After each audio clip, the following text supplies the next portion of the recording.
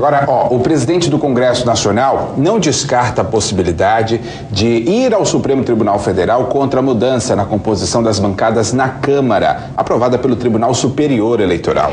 A alteração na distribuição das cadeiras foi resultado de uma ação apresentada pela Assembleia Legislativa aqui do Amazonas. Vamos conversar com a Ana Paula Cunha lá em Brasília para entender melhor esse assunto. Oi, Ana, bom dia para você. Os parlamentares argumentam que não caberia ao TSE essa decisão. É isso? Paula, bom dia para vocês. Os presidentes da Câmara e do Senado ainda vão analisar a questão, mas acreditam que o caminho correto para esta alteração seria a aprovação de uma lei complementar. A decisão do TSE garantiu mais uma cadeira ao Amazonas. Os presidentes da Câmara e do Senado se reuniram com a presidente do Tribunal Superior Eleitoral, ministra Carmen Lúcia, para tratar das eleições de 2014. A decisão do TSE, que redefiniu a distribuição das vagas na Câmara Federal, não entrou na pauta, mas o assunto preocupa os parlamentares. Pegou de surpresa todos nós na Câmara ontem e de forma preocupante, que mexe em bancadas praticamente à véspera do processo eleitoral, e certamente esse assunto será analisado com muita cautela. Com a decisão do TSE, que leva em conta o crescimento populacional dos estados, as bancadas do Amazonas e de Santa Catarina vão ganhar mais uma cadeira. Ceará e Minas Gerais passam a ter mais 2 deputados federais. O Pará foi o maior beneficiado, vai contar com mais 4 cadeiras. Outros 8 estados perdem representação na Câmara. O presidente do Congresso não descarta a possibilidade de recorrer ao Supremo Tribunal Federal contra a mudança.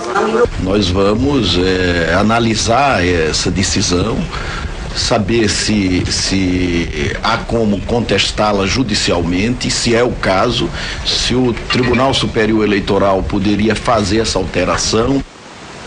E o Senado concluiu a votação da proposta que muda as regras de distribuição do Fundo de Participação dos Estados. O texto ainda será analisado pela Câmara dos Deputados.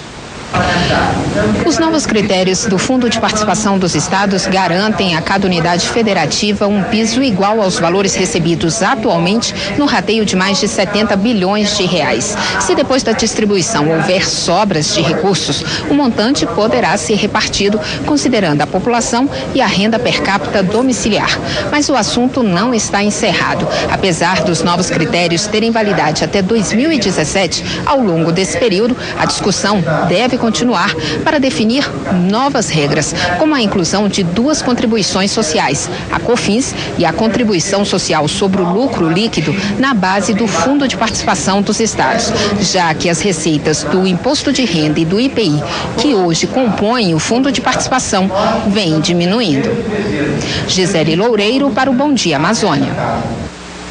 E o deputado federal Átila Lins é o novo corregedor da Câmara. É a primeira vez que um parlamentar do Amazonas assume o cargo. A posse foi nesta quarta-feira. O novo corregedor terá a responsabilidade de investigar denúncias de quebra de decoro parlamentar, além de irregularidades cometidas por deputados e servidores da Casa. Desde fevereiro, a corregedoria passou a ser um órgão independente. Em 190 anos da existência da Câmara dos Deputados, nunca existiu uma corregedoria autônoma, funcionando.